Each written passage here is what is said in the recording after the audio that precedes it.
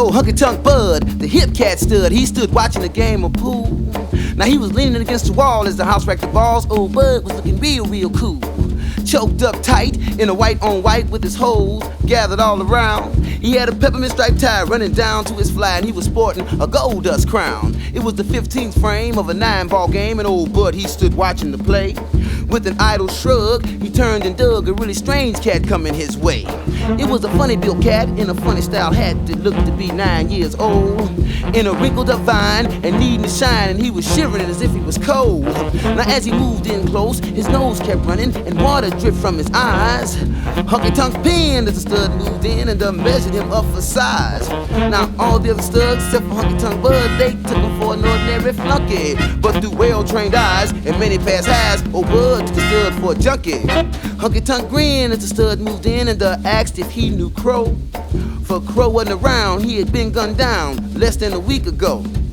Now the stud looked drugged like he was bugged when he heard that Crow was gone. But behind that, Bud knew where he was at. He was sick and wanted to get on. But since you look like you sick and may need a fix, I can do a solid for you. I'm Honky Tonk Bud, the hip cat stud from over on 8th Avenue. Now if you want a cop, then let's talk shop. I will even help you score. But you will need a bill, cause the deal's wholesale, and that's the only connection I know. Now the stud, he looks down in a halfway frown as though trying to make up his mind. Well, I got the bread, but I'm leery, said I'm looking for the best I can find. Now before I spend all my ends, this shit's got to be dynamite. Cause there's 2 other cats that got loot in his hat, and they won't let me out of their sight. Now if you cop a bag and the stuff's no brag, I will get you to cop some more. But we need a load to take on the road. We're traveling boosters, you know. Bud hesitated, he'd underestimated, he thought he would make a big sting. But the dude was no dummy, wouldn't go for the funniest, so Bud had to cop the real thing. Bud says I can get you a lease on a real nice piece and you can save your ends. First you try, then you buy, I'll fix you up real nice, my friend. Now you wait in the store until I score, I won't be gone for long. Bud showed quick, for he was also sick, and they went to his crib to get on. Bud unwrapped 2 spikes he had strapped to a holster above his knee, poured some smack from a 10-4 pack, and they both rolled up their sleeves. Cooked just a taste on a kitchen match blade, Bud told the stud to take it slow, because this stuff is potent enough to knock anybody's dick on the floor. Now the stud, he grew tired from trying so hard to make a righteous hit. When the stud hit red, the hip cat said, man, this is some dynamite shit. Now they both shot that thing, even smoked a little cane before Bud went into his dip. That's when the stud looked around, his Bud nodded down with slob dripping from his lip. Conversation was a drag, chins began to sag. That's when Bud says, ooh-wee, I am high. That's when the stud made a pass, flashed out of bed and said, ooh, Bud, I'm the FBI.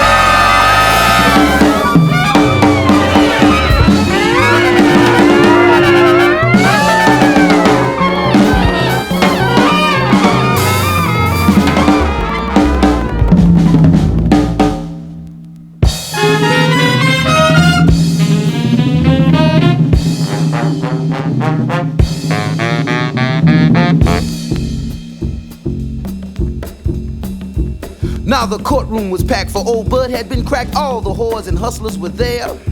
Those that knew him, the agent that screwed him, and all those who just came to stare. There was Sweet Draws Lucy, looking all juicy, half-head and Stumble Joe Blue, Wimpy the Grinner, the Good Trick Finner, Stick Pin and Tough Titty Sue. There was Jojo the Rabbit, the hustler's girl's habit, who was out trying to get him some more. Brennis Lane and Player Kane come barging through the door. That well-known fella, Scotty the Teller, old dum-dum with 2 marked chicks, 90 proof Mary, sweet thing Jerry, Betty and Speakeasy Nick. There was Creeper McFear, the storekeeper Terry with Pretty Pop and his June Bug act, Whiskey Top Ed, who's crazy in the head, plus with a Ronnie the Mac.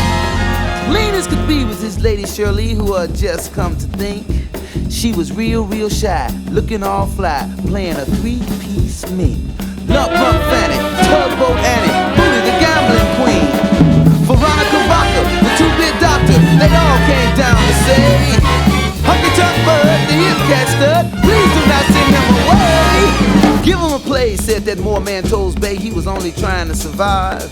If he takes this fall, he'll feel real small, and that will truly hurt his pride.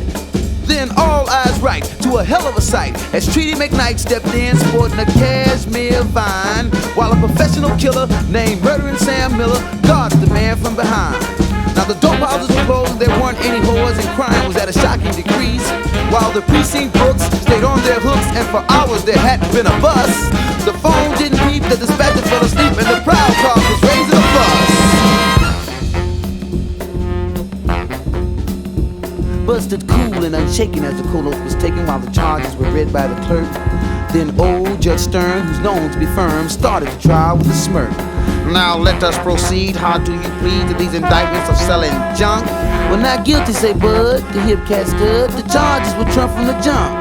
Now the DA, Paula Gray, she presented the case, and the agent involved took the stand, while he told in detail how he got in the cell, and that Bud was a big-time man. He's got an ad machine mind, wears $900 vines, drives a caddy as long as a train. He might act like a squirrel, but he's pimping young girls and is the master of a confidence game. Purvis Spence, the hip cat's defense, was known as the all-time great. In the palm of his hand laid Bud's 10 grand and also the threads of his faith. Well, I can't beat it, he said, as he counted Bud's bread. That's a fact you might as well face.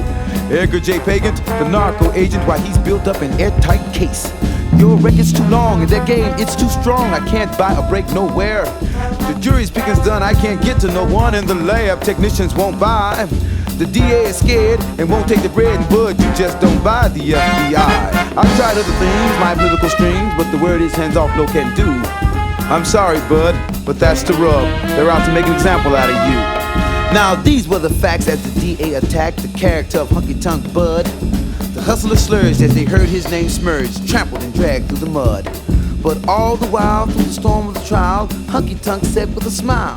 Now the jury went out for a 12-hour bout, at a time a foreman named Hodge, so gravely concerned, announced on return the defendant is guilty as charged.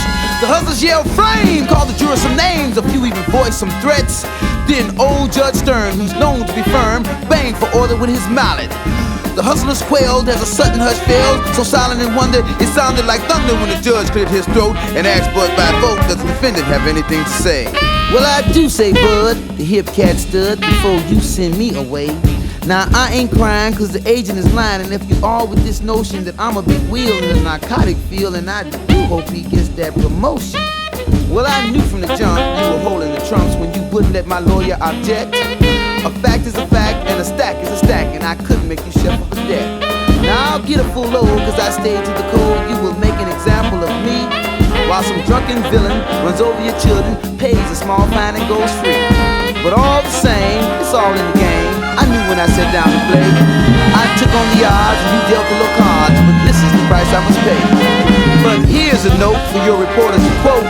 And Bud took his time with a big grin and said, but those of you who know me can tell them for sure, this is the same kind of grin when I win.